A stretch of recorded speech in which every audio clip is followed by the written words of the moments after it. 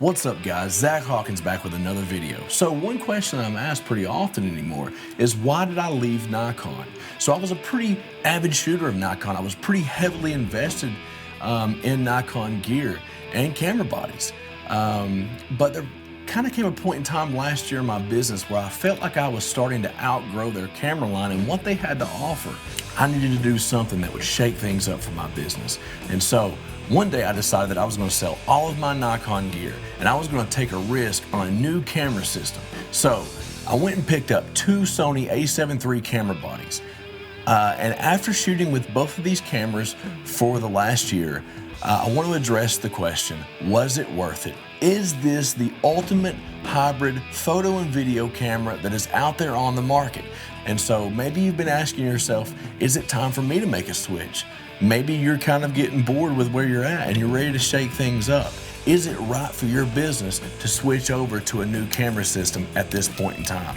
And so I'm going to address that in this video. I hope you'll stay tuned for this episode of Decompressed.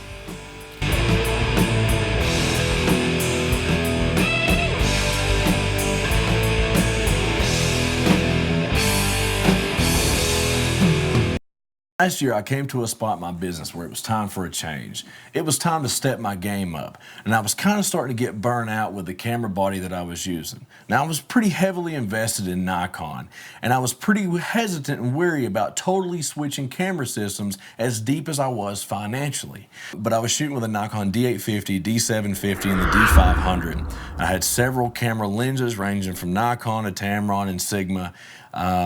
I had several Nikon lenses themselves, and they made phenomenal glass. It was absolutely amazing glass. But I started getting to a spot where it was time for a change. There were some things I was just kind of getting sick and tired of. One of those things was Nikon's color science.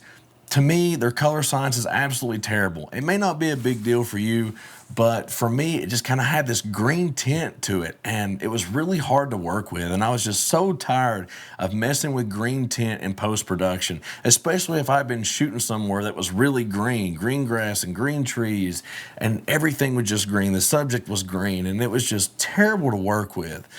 And then the second thing, I was really getting tired of having to calibrate my lenses all the time, not to mention how heavy the camera system was. I mean, the Nikon D850 with a battery grip and like a 70 to 200 lens, that was a hefty piece of equipment.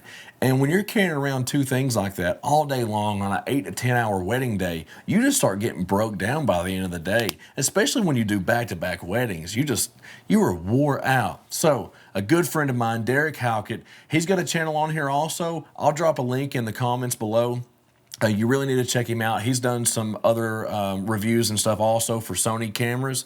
And also he does phenomenal work as a wedding photographer here in Knoxville, Tennessee, where I live. And so check him out. But anyway, Derek called me one day and he said, man, I just sold all of my Canon gear and I switched over to Sony and it's totally game changing. Now, for me, that was huge because Derek was really strictly a Canon guy. And so for him to come to me and say, hey, I sold everything and switched to a new camera system, to me, that says a lot. And it's like, okay, I need to be paying attention here. So I'm a pretty sporadic guy, and sometimes I don't really think about things before I make decisions. So without really even doing any research on it, I decided that I was going to sell all of my Nikon gear and switch to Sony. So that's what I did. I posted all of my Nikon gear for sale, and it sold really fast. Like in 2 days, all of my gear was gone. And so now I'm totally without cameras, kind of freaking out because I'm like within a week away of another wedding, and Sony had just released their A7 III.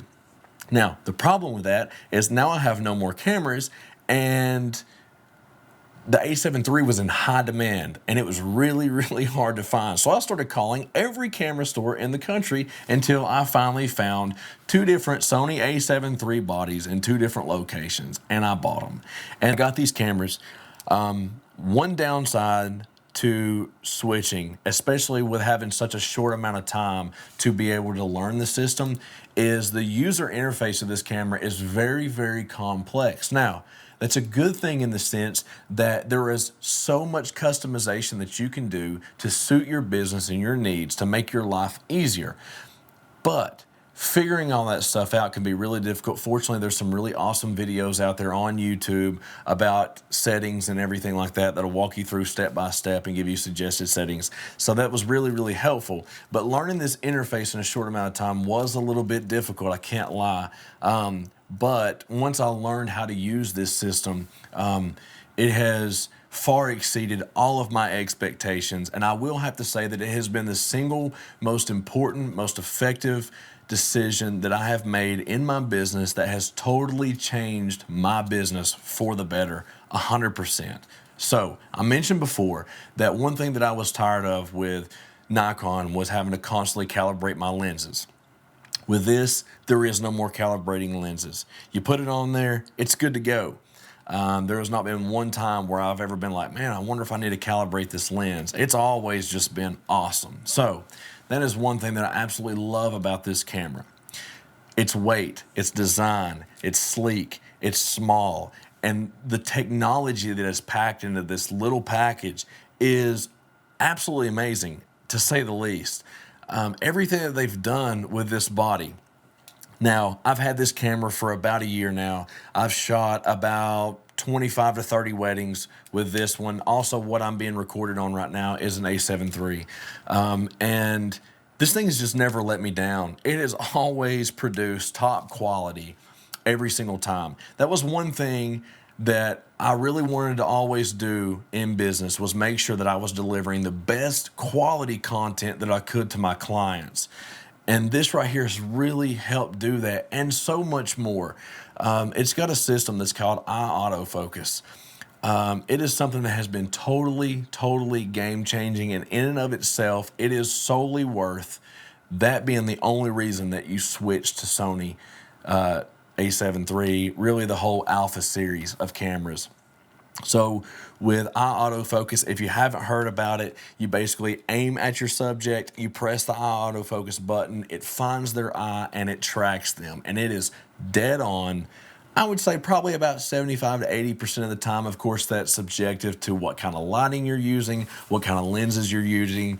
Like a lot of times, if it's really bright, the eye autofocus kind of struggles a little bit, and in really low light. Now, that's to be expected, and I think that pretty much happens with all camera systems that are out there.